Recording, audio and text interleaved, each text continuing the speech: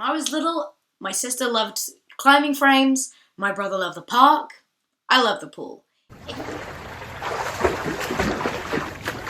So when my mum offered me lessons, of course I took up the chance. However, when I got there, they had this training day, I guess, where basically they signed you up to be assessed in terms of your swimming ability. Now, I was below average. And instead of being with my own peer group, 9 to 12, I was put down with the 6 to 3. So school wasn't really a place that I ever saw myself as an success for me. I never saw it as a successful point in my life. So being put in a class full of people who were younger than me but at the same level as me felt a lot like being in school.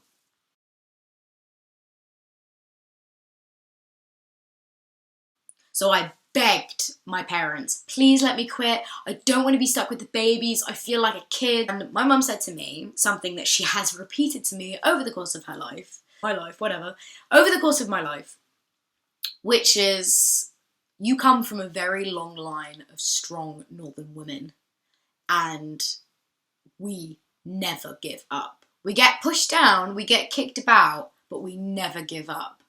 And this is a thought I have kept in my mind since I've grown up. When I told her that I felt insignificant by being in with the baby, she said to me, okay, but how would it feel if you were the best? Right, so I kept in with this class, even though I hated it. And after about 3 years, I was the best in the whole swimming class. Not just our class, but the whole school. I didn't give up in that moment.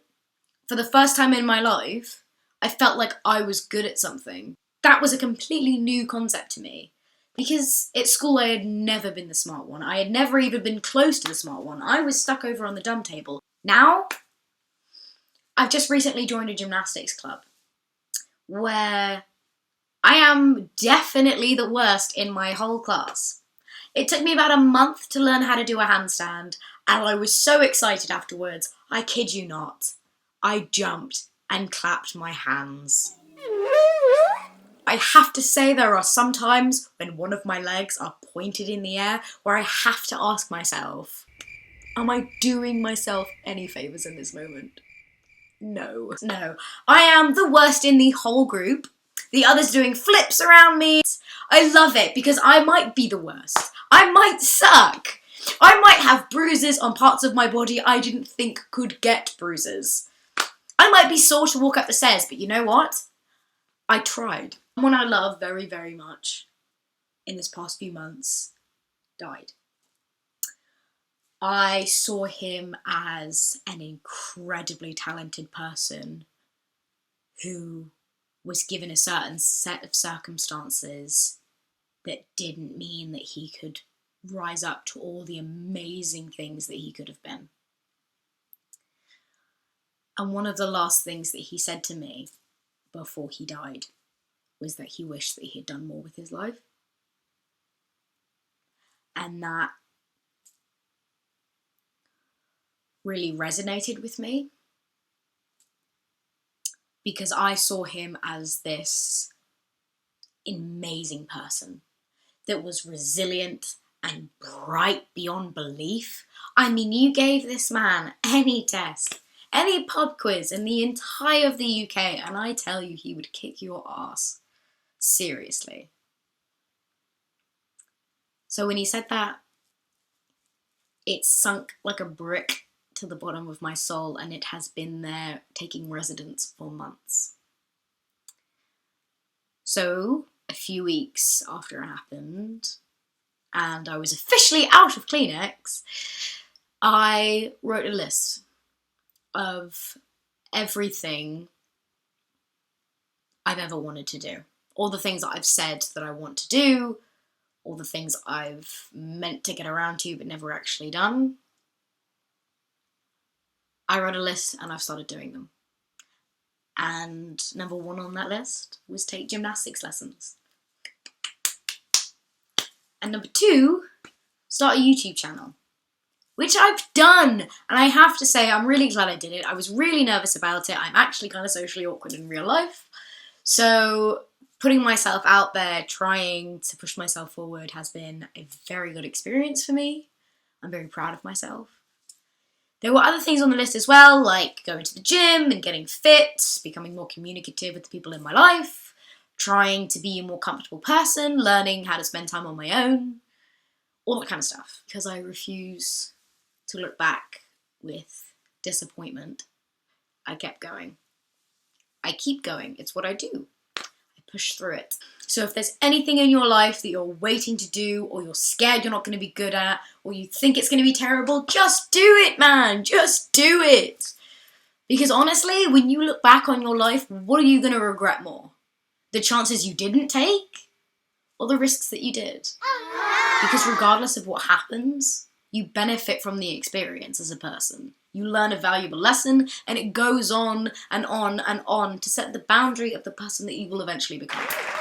And it's worth it, right?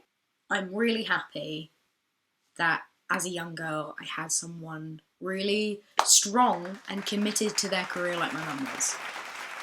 If there's any sort of past if there's any source of inspiration I could give to younger me, it would be, don't worry what other people think. Focus on what you want to do. Save those big dreams and never throw them away. Put them in a beautiful box.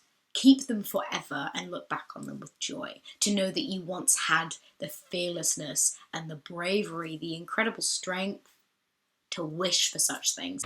And this week, as a lovely change, as I have decided to add to my videos, which is links to incredible artists whom I enjoy, go onto YouTube, type in Van Gogh on Doctor Who,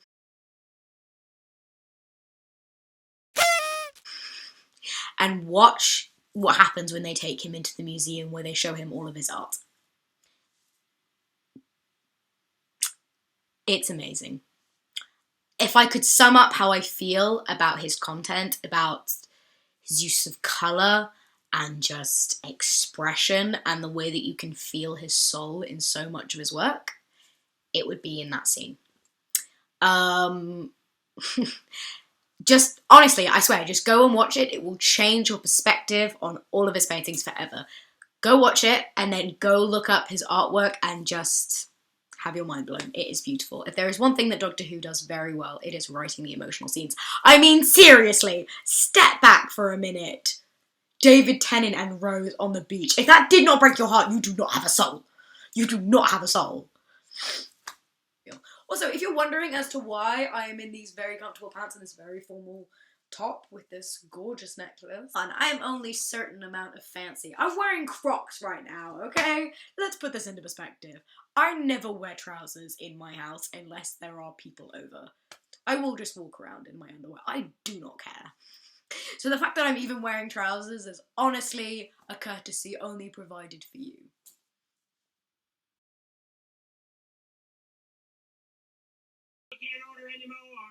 Please subscribe.